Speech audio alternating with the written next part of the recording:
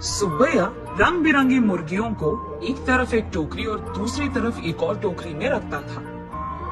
उन मुर्गियों को सारा गांव घुमाकर उन सबको बेचकर पैसे लेकर वो खुशी खुशी घर लौटता है।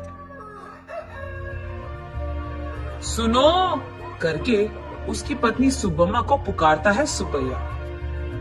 हाँ जी, आप आ गए, सारे मुर्गियों को बेच दिया आपने, ऐसे कहती है सुब्बम्मा। अरे हाँ हाँ, दुगने दाम को बेच दिया मैंने, ऐसे खुशी में कहता है सुब्बैया। हाँ हाँ, उस मुर्गी को अंडे देने के लिए 2 महीने इंतजार करना पड़ेगा अब। हाँ, बात तो सही है।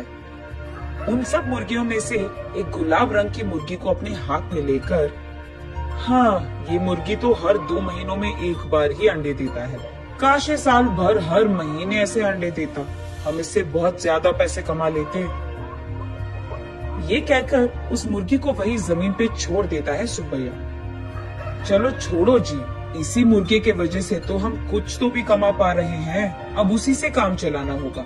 अब चलो, खाने का वक्त हो गया, खाने आ जाइए आप। उस रात के 12 बजने के बाद सुब्बैया धीरे से नींद में जागकर अपनी आंखें खोलता है। उसके बगल में मौजूद सुब्बम्मा गहरी नींद में थी। इसी को मौका मानकर सुब्बैया धीरे से एक चाकू को लेकर बाहर जाता है।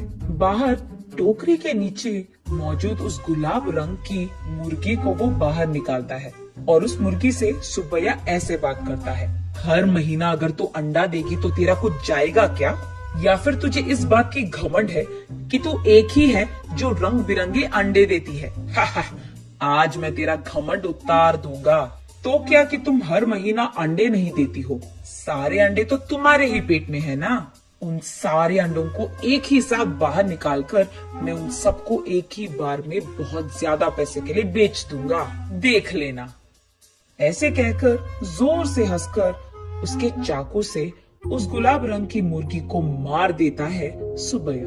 लेकिन उसके पेट में देखने पर उसे एक भी अंडा नजर नहीं आता है। हाय भगवान, ऐसे सोचते ही रहता है कि इतने देर में सुब्बम्मा नींद से जाग उठती है। वहाँ आकर उसके पति के कील को देख, अरे भगवान, ये तूने क्या कर दिया? मैंने सोचा कि सबकी तरह तुम मूर्ख नहीं हो, पर तू तो वही निकला। अरे रे, इतनी अच्छी पैसे देने वाली मुर्गी को तूने जान से मार दिया। अरे रे, सोने की पतंग की कहानी कभी सुनी नहीं है क्या तुमने? हाय भगवान, ये मेरे पति ने क्या कर दिया? तुझे लालची बनने की क्या जरूरत थी? ऐसे वो रोती रहती है कि इतने में ए सुनो, क्या कर रही है तू? सुब्बम्मा, सुब्बम्मा उठो, क्या हो गया तुझे? सोते हुए इतनी जोर से चिल्ला रही है, पागल हो गई है क्या? नींद से जागकर सुब्बम्मा परेशान होकर अपने पति की ओर देखती है। उसे कुछ नहीं समझ आता है। वो तुरंत बाहर जाकर टोकरी के नीचे बैठे उस मुर्गी को भी देखती है। वो मुर्गी तो हमेशा की तरह सही सलामत थी। ये देख सुब्बम्मा अंदर आकर, ओह, ये सब सपना था, मैंने तो सच सोच लिया था इससे, ऐसे कहती है सुब्बैया से। क्या सपना, क्या सच की बात कर रही है? आधी रात को मुझे उठा दिया तूने अच्छी नींद से, चल जाओ, सो जाओ अभी, कहता है सुब्बैया। अरे जाइए ना आप भी, मुझे तो बुरा सपना आया कि आपने उस मुर्गी को जान से मार दिया, क्योंकि आप लालची बनकर उसके पेट में मौजूद अंडों को निकालना चाहते हैं। मैं कितनी घबरा गई पता है आपको? मुझे क्या पता था कि वो सपना है, मैंने तो आपको बहुत डांट लिया, ऐसे कहती है। हाँ हाँ, ठीक है ठीक है, वैसे मैं उस मुर्गी को क्यों मार डालूंगा, मैं क्या पागल हूँ? वैसे मुझे तो हमारा अतीत बहुत अच्छी तरह से याद है। आज अगर हमें चैन की नींद मिल रही है तो वो उस गुलाब रंग की मुर्गी के वजह से ही है, उसको मैं क्यों मार डालूंगा? चलो सो जाओ अभी, तुम और तुम्हारे सपने, ऐसे कहकर सुब्बैया सो जाता है। लेकिन सुब्बम्मा वही बैठकर अतीत में चले जाती है। एक समय में सुब्बम्मा और सुब्बैया दोनों मुर्गियों का व्यापार करते थे। सुब्बम्मा कुछ मुर्गियों को अपने घर के पास ही रखती थी, उनको खाना देना, उनके अंडों को इकट्ठा करना और उन अंडों को अगल बगल वालों में बेच देना, बड़े हुए मुर्गियों को बिकाऊ के लिए रख देना और उन मुर्गियों को सुब्बैया का इधर उधर जाकर बेच देना, यही होता था। लेकिन मुर्गियां हर रोज नहीं बिकती थी, कभी कभार तो 10-15 दिनों में एक ही मुर्गी बिकता था। इसी कारण सारा गांव घूम घूम कर थक कर घर आता था सुब्बैया। कभी कभार तो उन मुर्गियों को दाना डालने के लिए भी सुब्बैया और सुब्बम्मा के पास पैसे नहीं थे। तब एक दिन सारा दिन घूमकर थके हारे सुब्बैया उसके घर लौटता है। घर आकर वो बरामदे में बैठता है और उसके बगल में सुब्बम्मा खड़ी रहती है। क्या आज भी एक भी मुर्गी नहीं बिकी? वो ऐसे पूछ ही रही थी कि वहाँ एक साधु आता है। माता, खाने के लिए कुछ दे दो, ऐसे पूछता है।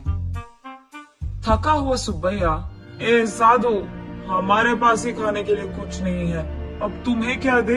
अगर चाहिए तुम्हें तो हमारे पास बहुत सारे मुर्गे हैं, एक लेकर जाओ, ऐसे कहता है। तब साधु छोटा सा हंसी एक देकर, मुर्गी का मैं क्या करूँगा बेटा, मैं मांस नहीं खाता हूँ, मेरे पास ही एक मुर्गी है, इसको तुम ही पालो, ये लो।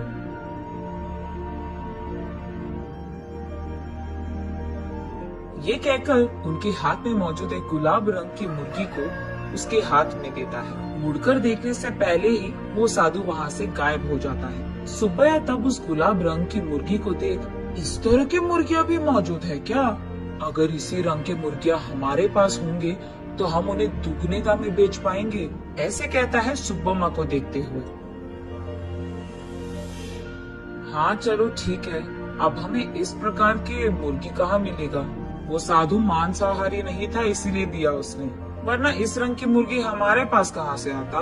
ये कहकर उस मुर्गी को वही एक टोकरी में डालकर वहाँ से चले जाते हैं। अगले दिन देखने पर वो मुर्गी अंडे देता है। ये देख वो दोनों उन सारे अंडों को एक जगह इकट्ठा करके रखते हैं।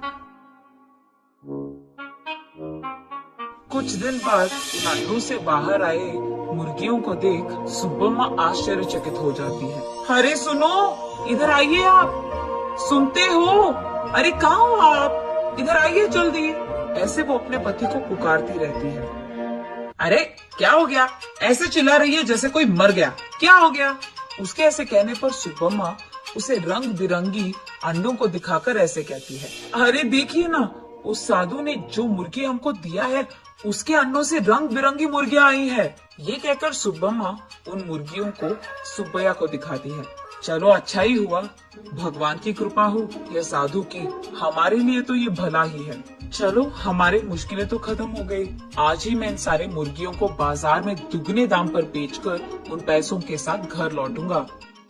सुब्बैया जो रंग बिरंगे मुर्गियों को लाता है वहाँ के गांव वाले कभी नहीं देखे थे।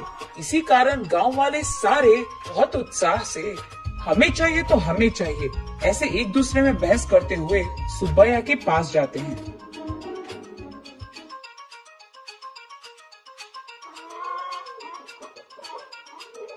ऐसे वो मुर्गी एक महीने में सारे दिन अंडे देकर, फिर 2 महीने बिना अंडों के, फिर उसके बाद एक और महीना सारे दिन अंडे देते हुए रहती थी। अब उन्हीं महीनों में सुब्बैया भी अंडों को जमा करके उन्हें बाजार में बेचता था। ऐसे ही कुछ ही दिनों में पति पत्नी दोनों कमाए हुए पैसों के कारण चैन की नींद सोने लगते हैं। सुब्बम्मा वापस होश में आकर, ओह अब याद आया, सुबह मैं सोच रही थी कि ये मुर्गी साल भर अंडे क्यों नहीं देती है, शायद उसी कारण ऐसा बुरा सपना आया मुझे। ये सोचकर वापस गहरी नींद में सो जाती है सुब्बम्मा।